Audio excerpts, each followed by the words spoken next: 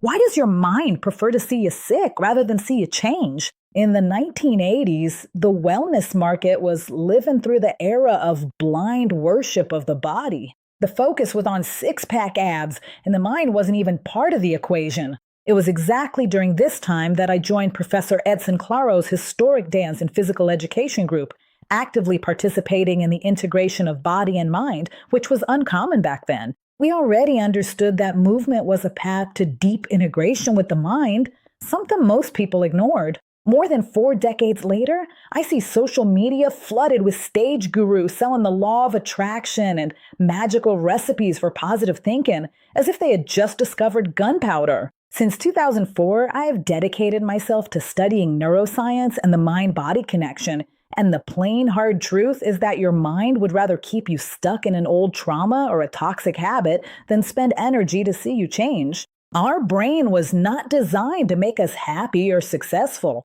It was designed to save energy and ensure our survival.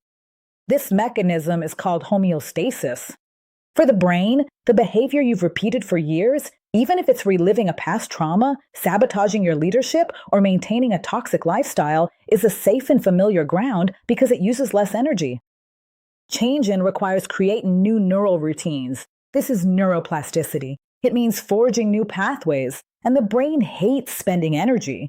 It will consciously sabotage your change to pull you back into your comfort zone, even if it's destructive. For a long time, genetic determinism served as an excuse. I'm like this because I inherited it from my parents. Modern science has destroyed that theory. Today, we know that only 27% of what happens to us is determined by our genetics. The other 73% is purely epigenetics, or rather, it's the environment, our choices, thoughts, and lifestyle. A healthy and brilliant mind can't thrive in a sick and weak body.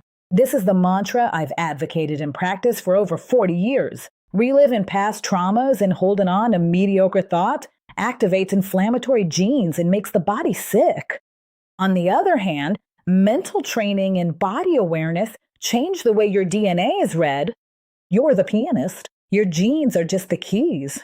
If your mind is stuck in homeostasis and the chemistry of chronic stress, telling it to think positive won't work.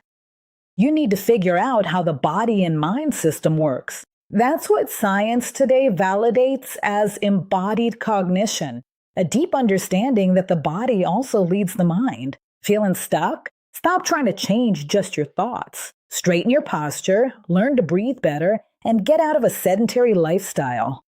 The body rules the mind. Changing your life isn't magic, it's daily practice, every single day.